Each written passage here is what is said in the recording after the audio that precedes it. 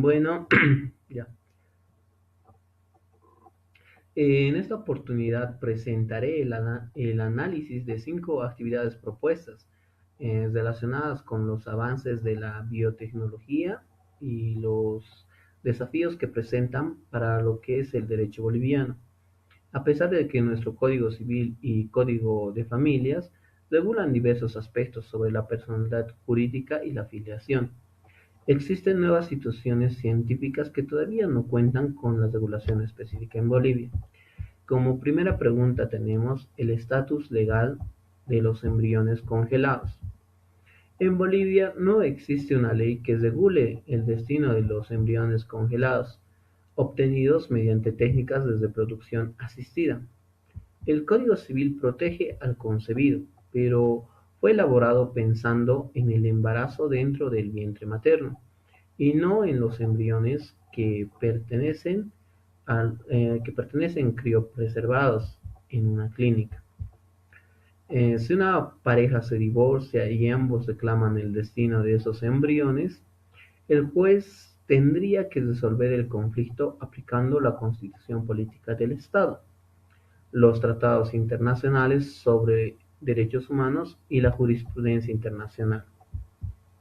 En este sentido, el caso de Artavia Murillo versus Costa Rica, resuelto por la Corte Interamericana de Derechos Humanos, estableció que la concepción ocurre cuando el embrión se implanta en el útero materno y no desde la fecundación en laboratorio.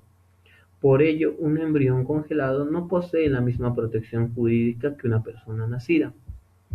En este criterio se demuestra que Bolivia presenta un vacío legal importante y necesita una normativa específica sobre la reproducción asistida que proteja tanto derechos de las personas como seguridad jurídica, como la seguridad jurídica se podría decir. La segunda pregunta que tenemos serían los bebés nacidos mediante vientres de alquiler o maternidad subrogada. La maternidad subrogada consiste en que una mujer lleva un embarazo para otra persona o pareja. En Bolivia esta práctica no es regulada expresamente, por lo que puede surgir diversos conflictos sobre quién debe ser considerada la madre legal del niño. Puede existir una madre genética que aporta el óvulo, una madre gestante que lleva el embarazo y una madre intencional, quien desea criar al menor.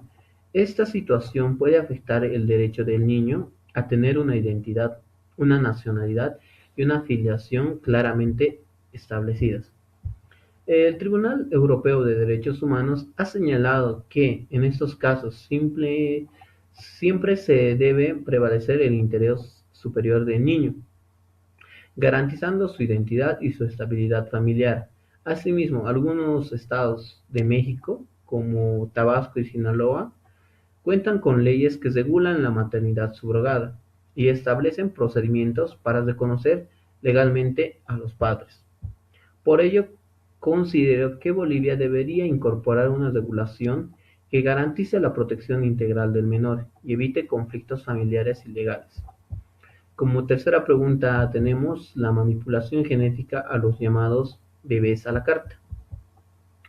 Los avances científicos permiten modificar el ADN de un embrión antes de ser implantado para prevenir enfermedades hereditarias o incluso seleccionar determinadas características físicas.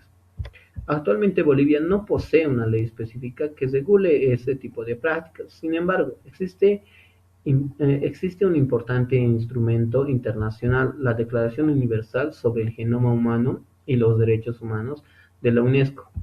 Esta declaración establece que el genoma humano se constituye como patrimonio de la humanidad y que toda investigación científica debe respetar la dignidad, la igualdad y los derechos fundamentales de las personas. También prohíbe cualquier forma de discriminación basada en las características genéticas. Desde el punto de vista de la bioética, la ciencia debe utilizarse para proteger la salud humana y no para seleccionar personas según preferencias físicas o sociales. Por ello, Bolivia necesita actualizar su legislación para responder responsablemente a estos avances científicos. Como cuarta pregunta tenemos la pérdida del embarazo por negligencia médica o accidentes.